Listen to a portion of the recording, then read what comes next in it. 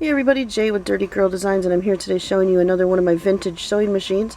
This is a Lada T132 from Czechoslovakia, and if you've heard the name Lada before, it is probably the Lada car, and I can tell you, anybody that knows the Lada cars, this runs far better than the cars do, far more reliable. This machine is from about the mid-60s, the late 60s would be my guess. Lada started making sewing machines in 1919, and in 1972 the communist government shut them down. And they did start up again. Lada is making sewing machines today, and from what I understand, they're really good machines. You know, they're plastic bodies, you know, everything that vintage sewing machine collectors hate about a modern sewing machine, but I understand they're extremely good machines to this day. Now, as you can tell, she is extremely sleek looking. She's gray on gray, and one of the reasons I got her was because she was just so clean. I've only got a couple of rub marks.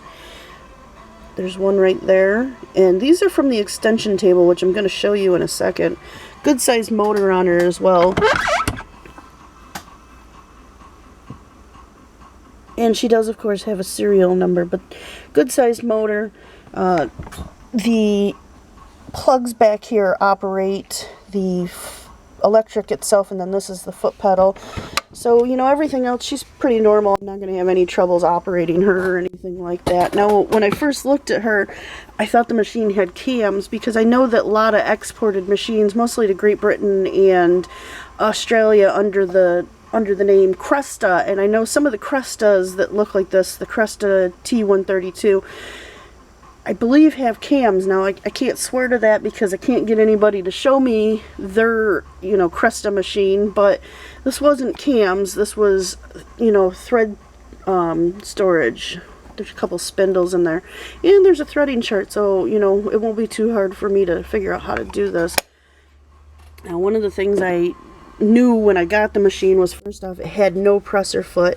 The presser foot here is from my Genome, my new Genome, and the screw is from my gray bar, which I thought kind of amusing that fit. It doesn't fit well. I actually need to get a smaller screw, but, you know, it'll do in a pinch.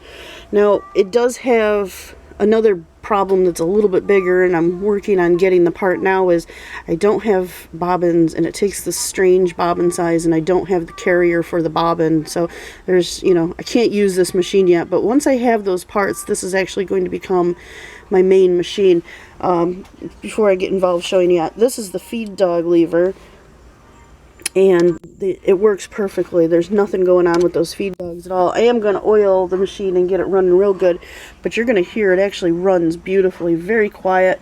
In fact, it's even quieter than the white that I showed you guys a couple weeks ago, which was impressive because that white runs beautifully.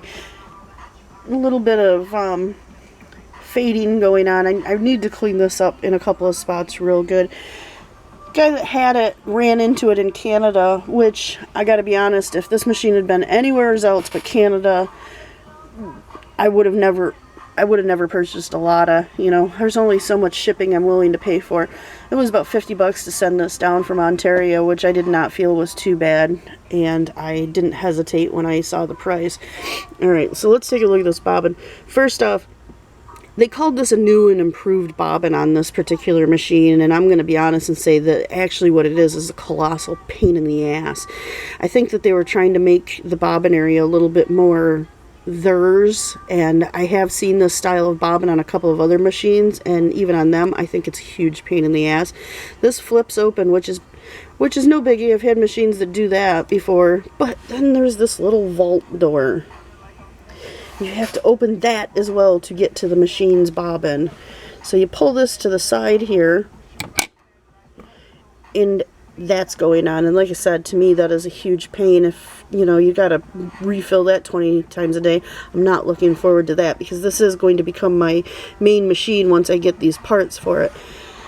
A little bit of a spring in there, and I don't know why they would have used this bobbin style. This is, you know, it works, you know, and once I get the parts for it, it won't be a big deal, but just such a weird choice for a bobbin. This flips open. One of the things I found out when I was trying to run this is the light bulb does appear to be blown, which is, again, not a huge deal. Just so clean inside. I am going to oil it. It seems to run like, you know, like I said, it purrs like a kitten when it's running, so I know there's nothing too drastic going on. Now, like I said, it does have an extension table. We're going to throw that on right now. You just pull the lever underneath it and get the machine to sit tighter to the machine and not come off when you're sewing. And I doubt I'll use that because, quite honestly, I make purses and this is going to be handy for doing the throw of bags. But once she's all together, she is fantastic. It's going to be great to sew on her, and I can't wait until I have the correct parts. Now, I'm going to show you how she runs, and obviously I hate running the machine with anything under there. You don't want to damage your needle well. It can happen. It doesn't happen too often, but it can happen. And yes, that fabric says exactly what you think it does. As I mentioned at the beginning of the video, my business is called Dirty Girl Designs, and one of the things I do is some pretty naughty purses, and this is the liner to one of those purses. Now underneath that is a piece of Soft and Stable, which is a foam I use in my purses, and as you can tell, it's quite thick.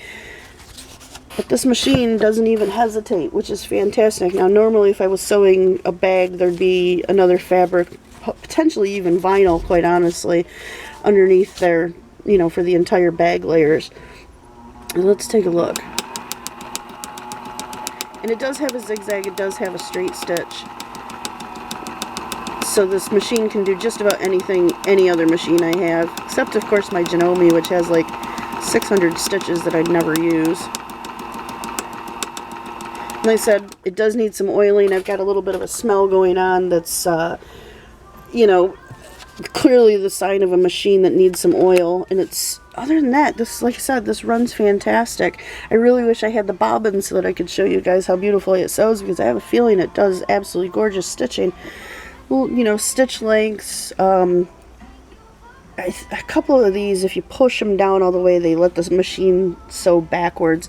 Now, if you have a Cresta T132, I can tell you, you can find the manuals for the Lada T132 online, and since it's the identical machine, and it is in English, so if you have either of these machines for that matter, you can find a manual online. But there you go. That is the Lada T132. If you have any other questions, just leave them in the comments and I'll try to answer them as best as I can.